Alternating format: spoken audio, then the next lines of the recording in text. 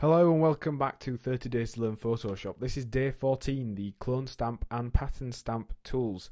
I'm Ben Gribbin, and in today's lesson we're going to consider clone stamp techniques and options, and we're also going to look at the Pattern Stamp tool.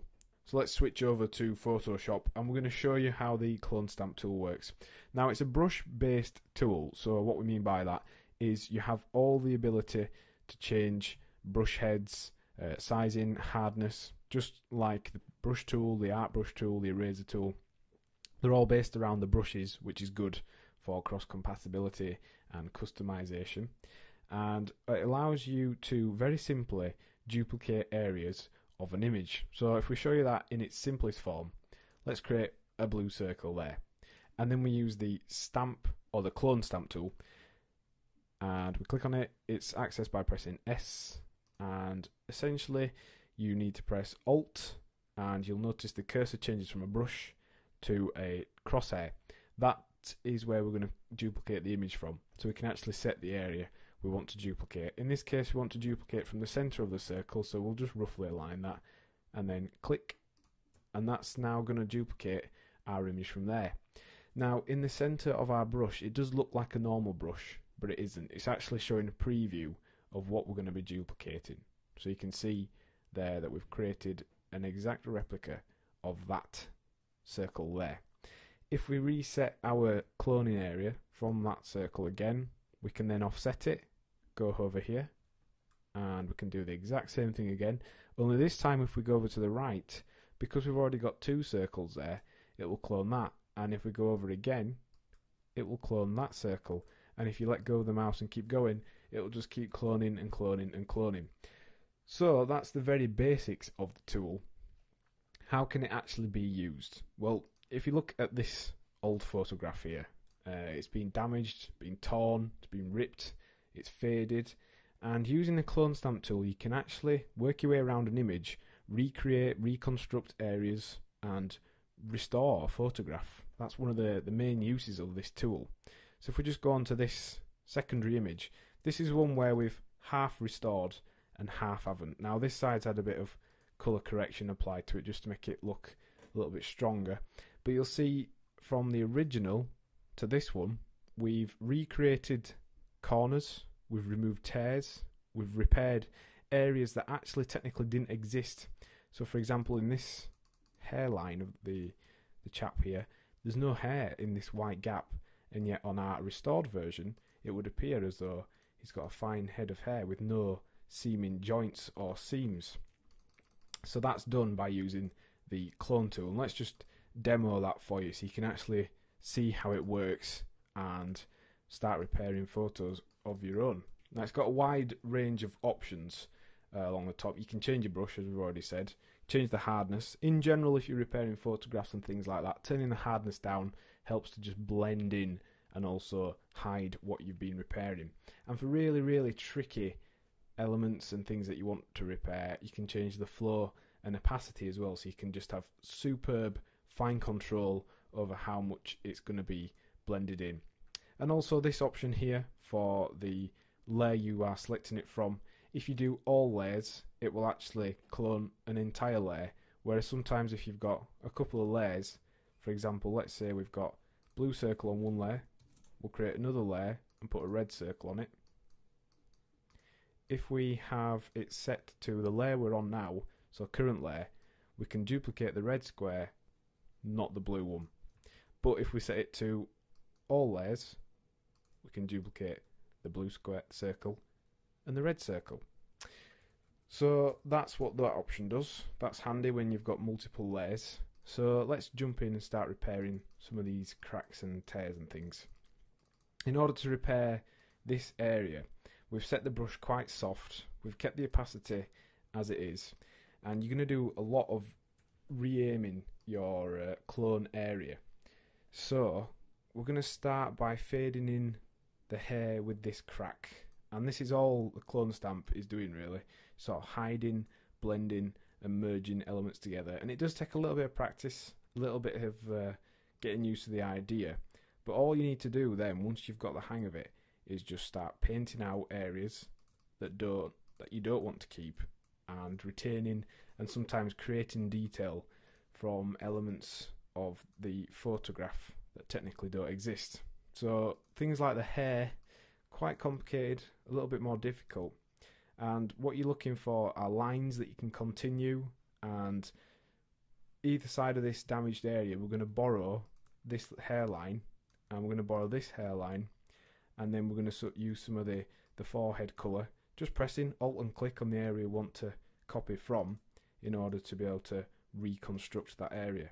So if we zoom out now, you can see we've gone from having that big tear and crack in it to having a nice repaired hairpiece.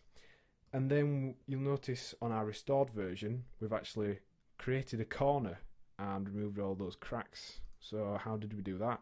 Well, the cracks and hairlines here, very, very easy to use because they're on almost a flat colour with some noise. That's not a problem with the Clone Stamp Tool because it's able to just replicate the noise, and because noise is such a busy thing, it does just fade into each other anyway. So we can just keep reselecting the area we're copying from and then painting over the cracks, the hairlines and all those things. But if we want to recreate the corner, it's a little bit more tricky. You're going to need to make use of the preview. So click the horizontal line in our crosshair roughly along the edge of the top piece where we have some solid top of the photograph, and then we're going to extend out beyond here and create the line where we imagine the photograph would continue. And this is where the kind of practice and skill comes into using the clone tool, because you've sometimes got to imagine, think a little bit outside the box in order to recreate these areas, and you've kind of got to mix some stuff up. So it's worth practicing and working your way around really heavily damaged photographs. Will really help you with practice, and also it'll teach you the concepts and principles behind the clone stamp tool. So what we're looking to do here is continue the colours as though they are all one. We are looking to imagine how this image continues into the areas where it's been damaged, and we're also trying to fade in the joins and seams that we're making, because we are effectively rebuilding areas of this photograph. And we're doing this very quickly, very roughly, so you would want to spend a little bit more time playing around with things like the opacity and tweaking that. And you can see we've managed to rebuild the corner here just by resampling, rebuilding and selecting areas that we want to use. Now, in order to finish that off, we can go ahead and just select some of this fabric background and just paint on and tidy up that edge. Then when that's printed out, fundamentally you won't be able to realise that any repairs are being made to that. So that's one of the main uses of the clone stamp tool. It's probably my favourite tool in Photoshop because it's very easy to use once you get the hang of, and it creates some really cool effects, helps you restore images. It's totally flexible, so we can use all the brush sets and things like that along with it, and we can create some really cool restored photographs. Now the pattern stamp tool, again under S, Shift and S to switch between them, is similar to the clone stamp tool, only it clones in patterns. So if we actually select the whole of our image here and go to Edit, Define Pattern, press OK. When we then go to select our texture that we want to clone in over here, we can select our image, and we're going to show you something that you can use the pattern stamp for. Now normally it'd be used just to clone in a random texture. You can see Photoshop has lots of textures already built in, so you could just paint over and add in textures and things like that. But if we set on the impressionist setting and use a combination of different brush heads and different strokes of varying length, we can actually make a sort of what appears to be, let's just put it onto our photograph texture, what appears to be a hand-drawn painting. So just clicking on one spot would create hopefully a pretty decent strong colour of that area, but then painting in the shapes and outlines with longer strokes helps start to build up this appearance that our image is created using oil pastels or is a painted photograph. So it's a cool effect. It takes a little bit of time to get used to, but with a little bit of practice and time, you can create images that look as though they've been painted by hand, and you can create very convincing, very good effects using this tool. So it's quite handy for doing things like that, and also just cloning in general patterns and shapes over the top of our images. So what have we learned in today's lesson? Well, we've looked at how to use the clone stamp to duplicate images, and also how we can use it to repair photographs. And we considered how we can use the texture clone tool to create a faux painted image, and also how we can use that to apply textures to files.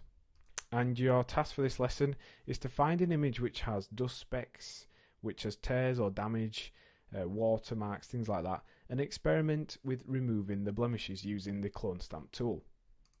Next time on 30 Days to Learn Photoshop, we're going to look at the Magic Wand tool. Thanks for listening.